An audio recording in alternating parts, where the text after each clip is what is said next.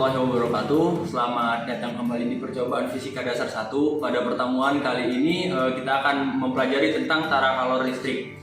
Jadi tara kalor listrik itu adalah kesetaraan antara tenaga listrik yang dihasilkan oleh suatu alat dengan tenaga kalor yang dihasilkan. Nah, biasanya kesetaraan ini tuh disebut dengan hukum tara kalor mekanis gitu.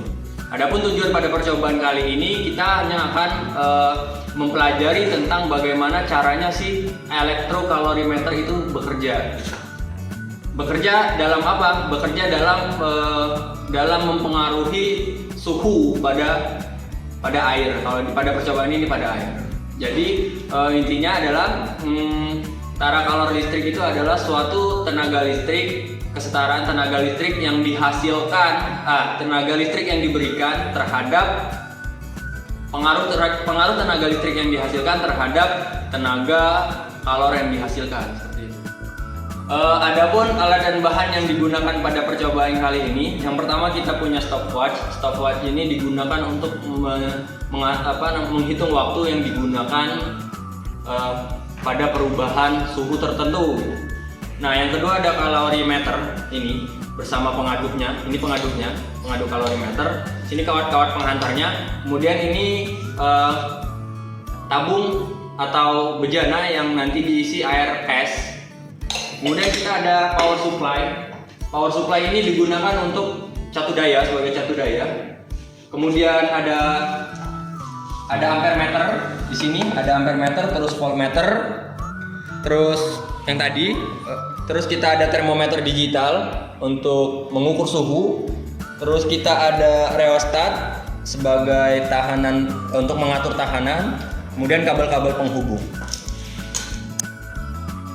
Oke, untuk langkah percobaan, yang pertama yang pasti mencatat suhu, tekanan dan kelembaban pada ruangan ini. Yang kedua, kita timbang kalorimeter ini bersama bejana ini, sama pengaduknya juga yang kosong, belum berisi air, menggunakan neraca teknis. Selanjutnya susun rangkai alat-alat percobaan tadi sesuai dengan rangkaian pada gambar 1 seperti pada modul itu. Power supply, ampermeter, voltmeter, kemudian kalorimeter dan rheostat disusun.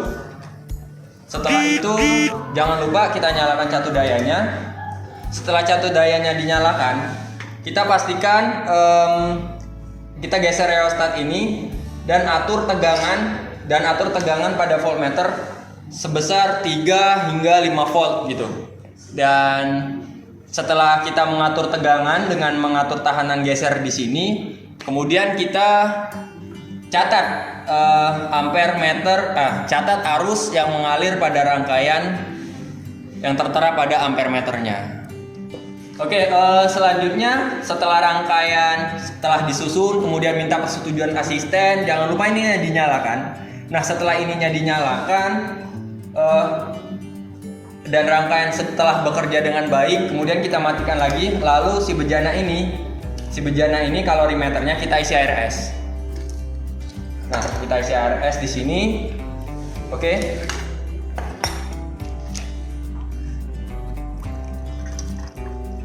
Nah, kira-kira setengah aja. Isi air es setengah aja, kemudian catat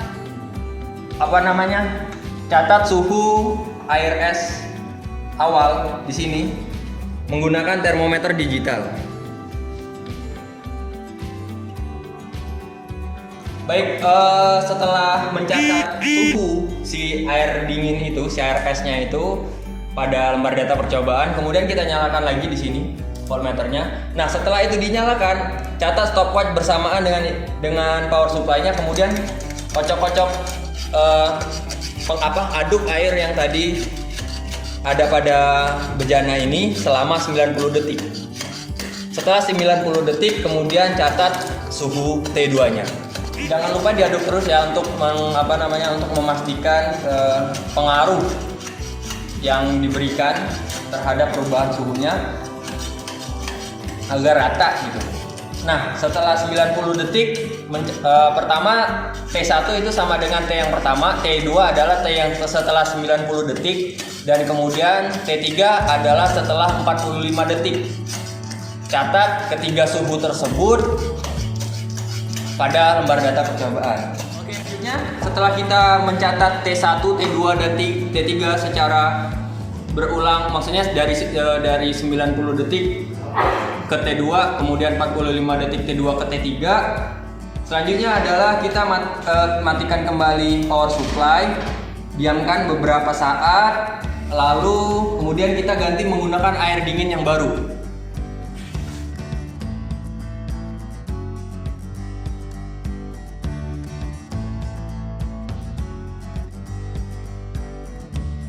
Oke, selesai sudah percobaan pertama kita pada hari ini, yakni kita mencatat bahwa perubahan suhu terhadap waktu, perubahan suhu yang perubahan suhu si air es ini tadi terhadap 90 detik dan 45 detik tadi. Kemudian pada percobaan keduanya kita akan memperhatikan bagaimana si suhu berapa waktu yang dibutuhkan dari suhu T1 hingga ke T3. Misalkan pada percobaan kali ini adalah suhu pertamanya itu 6 detik, suhu pertamanya itu 6 derajat Celcius, kemudian suhu keduanya itu ada 7 derajat Celcius, dan suhu ketiganya itu 9 derajat Celcius. Nah, kita catat suhu pertamanya di sana tadi yang 6 hingga 9 tadi. Kemudian kita tekan stopwatch sambil mengaduk kita amati termometer digital berapa suhu yang berubah dari 6 ke 9 tadi. Berapa lama waktu yang dibutuhkan dari 6 derajat Celcius ke 7 derajat Celcius, dan dari 7 ke 9 derajat Celcius.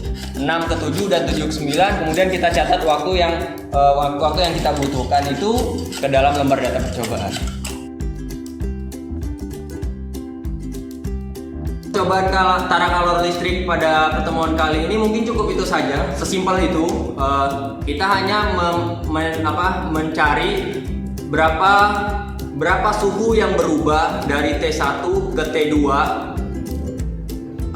dari berapa waktu yang berubah dan berapa waktu yang dibutuhkan untuk melakukan perubahan suhu dari T1 ke T2 dan T2 ke T3.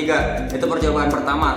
Dan percobaan yang kedua, kita mencatat waktu yang dibutuhkan dari T1 ke T2 dan T2 ke T3. Kalau misalkan pada percobaan pertama tadi yang kita cari adalah suhunya, nah pada percobaan yang kedua ini tadi yang kita cari adalah waktu yang dibutuhkan. Gitu.